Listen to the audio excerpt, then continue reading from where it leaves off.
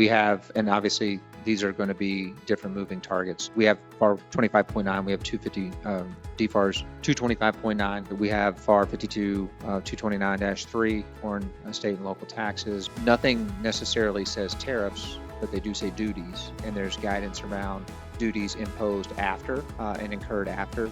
And there are exceptions even within the DFARS clauses related to 225.9. So there are some protections. Are those protections going to certainly duties imposed after the fact? There are triggers, and I'm sure there's some attorneys and consultants that can help quantify that and help put those into contracts, whether the government's willing to do it or whether we have to force them to do it. And then what types of exemptions and how is that going to change? I don't see that being rewritten out necessarily. At the same time, I can't imagine we're going to talk about balancing trade, saving money, and then we're going to charge the taxpayer back and not provide relief to the contractor from a tariff perspective.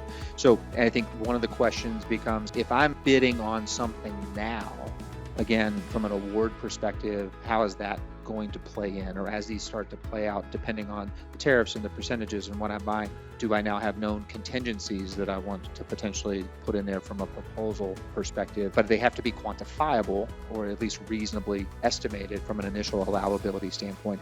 So personally, I don't know that it's going to be as terrible as some may think.